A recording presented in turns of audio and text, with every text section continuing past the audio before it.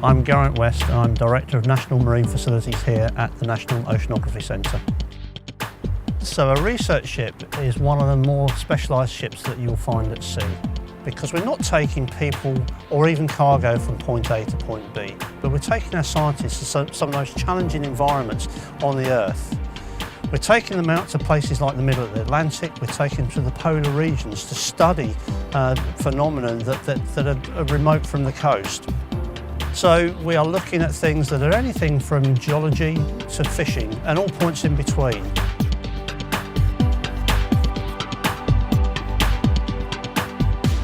NOC operates 2 research vessels on behalf of the Natural Environment Research Council, whose main funding comes from the Department of Business Innovation Skills. So effectively, they're predominantly taxpayer funded.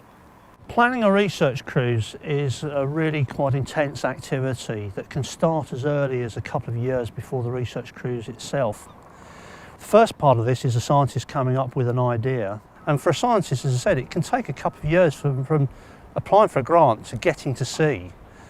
So we've got to translate their scientific requirements into how we deliver that with both the technology and the ship itself. And that involves a whole range of people, a small army of people that do that. My name's John Short. I'm Senior Project Manager within the Programme Management team of NMFC Systems. We are basically responsible for planning all of the equipment for all of the teams.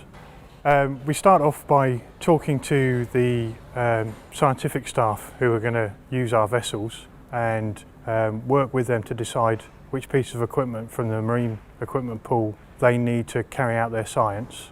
We work out where it's going to go on the ship, which members of the technical party are going to operate the equipment, and then all of the logistics to make sure the right equipment gets to the right place at the right time with the right people. So I spend probably 80% of my time working in the office planning cruises, and then 20% of my time on board the ship operating equipment. My name is Paul Porro and I'm head of the Sensors and Moorings group within Sea Systems, and we provide support at sea and ashore for towed vehicles, profiling vehicles and moored instrumentation. Typically a technician will do about 90 days sea time a year, and the rest of the time when they're not on leave they will be in the labs and offices preparing for a cruise. We get involved in talking to the scientists at the very early stages of the cruise, what capabilities that the instruments can do and what the type of science they want to perform. And then we'll assign equipment, we'll service equipment, we'll maintain the equipment to get ready for sea. We have a huge amount of instruments on the shelf ready, and we'll prepare those, we'll calibrate them, we'll service them and have them ready. And then once the instruments are at sea, it sails with a group of technicians who are trained, and then through the 24-hour working cycle of the ship, they will support that equipment and provide technical support, which basically allow the instruments to gather data which the scientists then look at.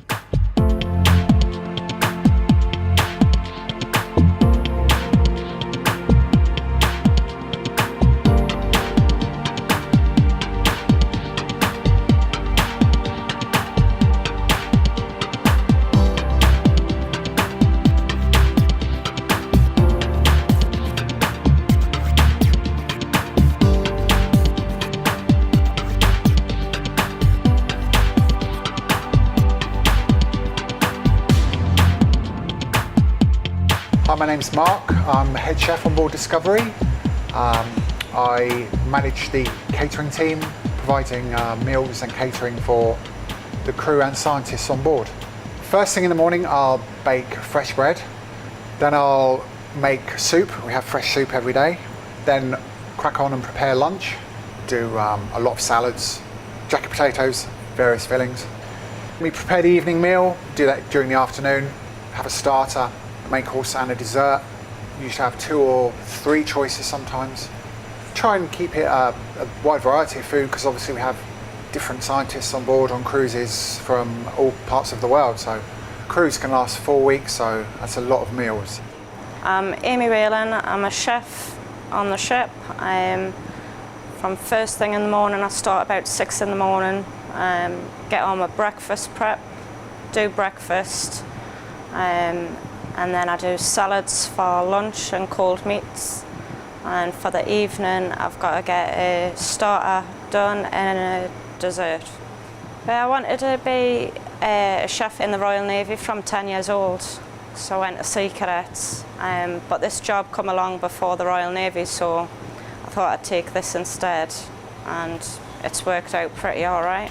Yeah, I love it. I just love cooking and travelling the world.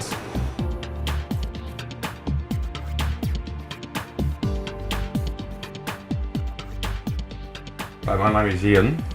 I'm the purser catering officer on board the Discovery.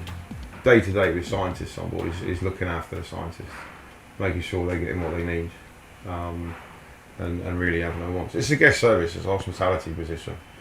You can be looking after train travel at 7 o'clock in the morning, you can be looking after garbage disposal at 8 o'clock, you can be looking after meals at 9 o'clock, you can be looking at shortages at 10 o'clock, you checking the bars at 12 o'clock, making sure the ship's clean, making sure the stewards are where they should be, doing what they should be doing.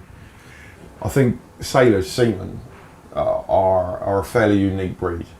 It's not a job.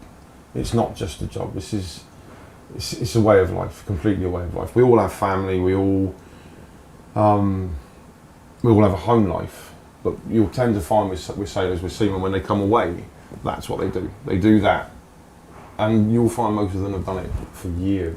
My name's Jeffrey Osborne. I'm a assistant steward on the Discovery. Well, with Newark really. Been here for about 25, 26 years.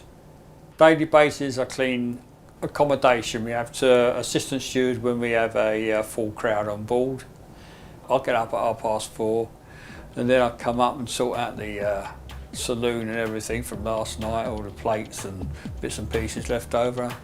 I make the scientists' beds and bits and pieces like that, and do all the linen changes, everything.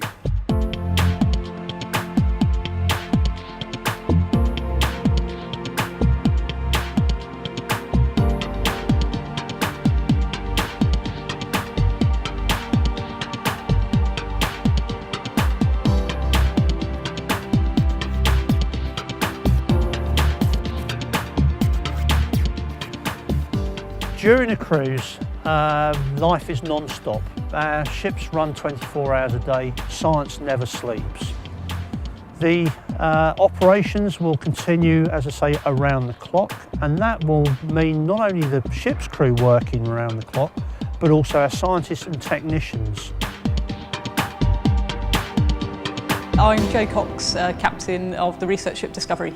My daily role is to oversee the safety and well-being of the vessel and everything that encompasses, so management of all the ship's crew, the safety of the vessel, managing the scientists and their expectations, and ensuring that we're meeting all of the aims of each of the different science cruises.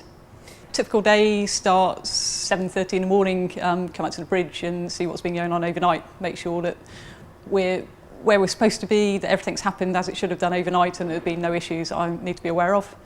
The bridge is manned 24 hours a day. We've got 3 deck officers working in rotation, and they do 4 hours on, 8 hours off each, and they drive the ship for whatever scientific deployments we need to be doing in that day. So that could be stationary work with over-the-side deployments. We can go down to about 14,000 metres on some of our equipment.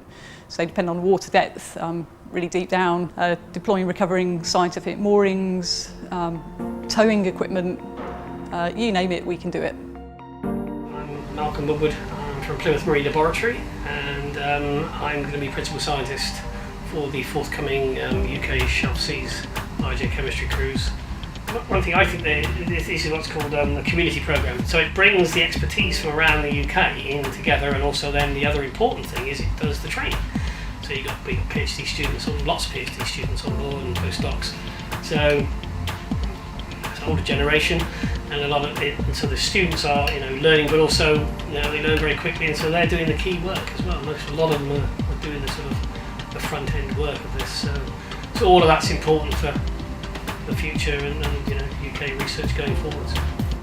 My name is Amandine, and I'm French. I work at the University of Otago in New Zealand, and I just came over on this cruise to do the nutrients. And a big ship like this one is actually really nice. Like everything is cool. Like the labs are really big. You have everything you need basically to live and enjoy. You have really good food. There is always someone around to talk to, or you can always go and, I don't know, have a cup of tea. You can talk to the crew, you can even go to the top of the ship and talk with the captain. And yeah, I don't know, the whole experience being away for a month, and it's really different from everyday life. My name's Chris, I'm second engineer on the Royal Research Ship Discovery. With the equipment on board, we have like a planned maintenance system, so we have to periodically check the equipment for correct operation, schedule repairs. The kind of things we would look after on here would be everything from the generators, diesel engines, propulsion machines, sewage systems, air compressors, purifiers. And we work 6 months of the year, or 6 months off.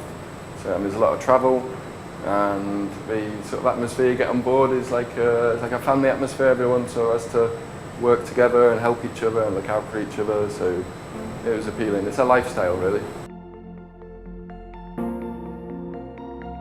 The end of a cruise is very much the reverse of what happens at the beginning of a cruise. We'll be unloading the ship of all the equipment, or much of the equipment that we've had on board for the previous cruise. But a key part of it is actually unloading the results, the digital data that we'll have collected and been stored on the ship's network. But also importantly, there'll be physical samples as well. So the effort that goes together in bringing this team to plan and deliver these cruises is really important for furthering our understanding of our world's oceans. Those oceans underpin how this world operates. The impact of the oceans on the world's climate, resources, sources of food, energy is something which is vitally important for all of us that live on this earth. The fulfilment and satisfaction that this type of ship gives you is second to none. You're interacting with some fascinating, interesting people. Every trip is different. And you actually feel at the end of a day that you've made a really, really positive impact and a really, really big difference.